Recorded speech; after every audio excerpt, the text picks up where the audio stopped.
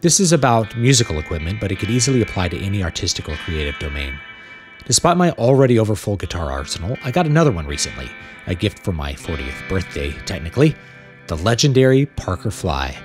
This one is a pre-refined version from 1997, and it's really something special.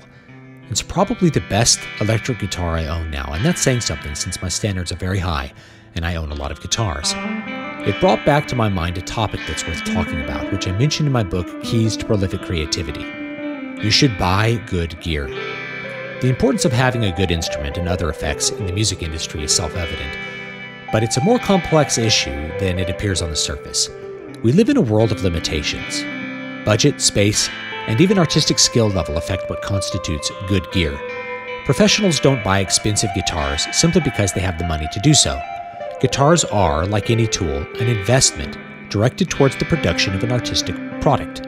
For a beginner who can't justify a big expense, it's not as simple as invest in good equipment. Even if said beginner was independently wealthy and money was no object, he wouldn't even know what good gear is.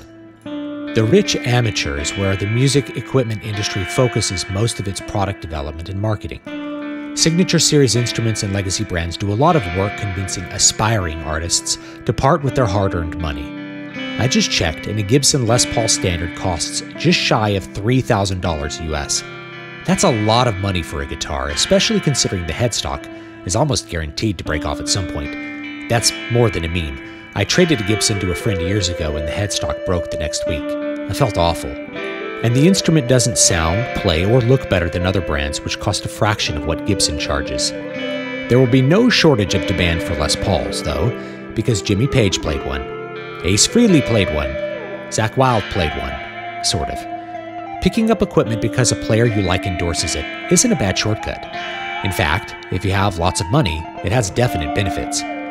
You know that if you have the same instrument as a player you like, it will technically be possible to play the same things he did.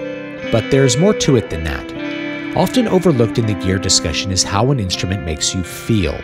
If you feel inspired to pick up the instrument and play every day, if you look forward to holding it in your hands and bettering your craft, if it makes you feel like the professional you want to be, then the guitar, or whatever else it is a good artistic investment. To that end, how an instrument looks matters too. Beautiful wood grain, exciting colors, and unique shapes are good features if they encourage you to get out and gig, or just to pull your guitar down off the wall and practice. All of this is quite apart from the quality of the instrument itself. A guitar that is easier to play, or on which it is easier to generate good tone, will make your job as a musician easier and improve your progress. You'll feel more inspired to work when you know that you are going to hear what you imagine. This also applies to amplifiers for electric guitarists and bassists. I used to say that if you had $1,000 to spend on an electric guitar setup, especially in the world of high gain, it would be best to spend $100 on the guitar and $900 on the amplifier and speakers. That ratio has changed in my mind due to advancements like amp sims. Fun fact, my new album has no real amps on it. And while the amplification of an electric guitar is critically important, it's not nearly as exciting as the guitar itself. Amps sit in the background. We don't spend time looking at them and feeling them in our hands. When we plug in, it's the guitar we feel connected to. We don't play and think of how the amp sounds. We think we're hearing the guitar. So back to the new Parker. It reminds me of these lessons. It's a guitar that looks cool, but also sounds great.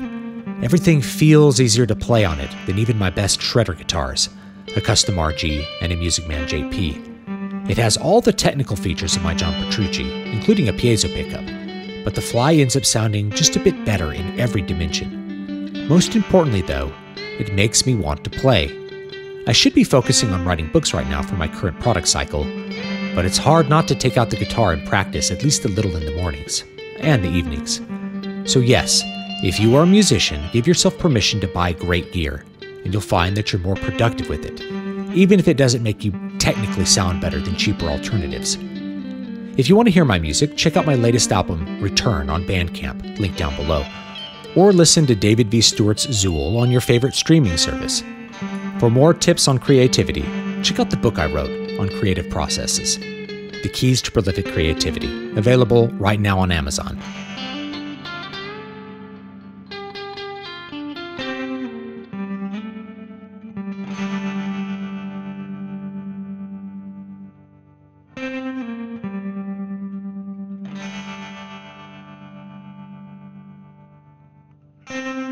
you.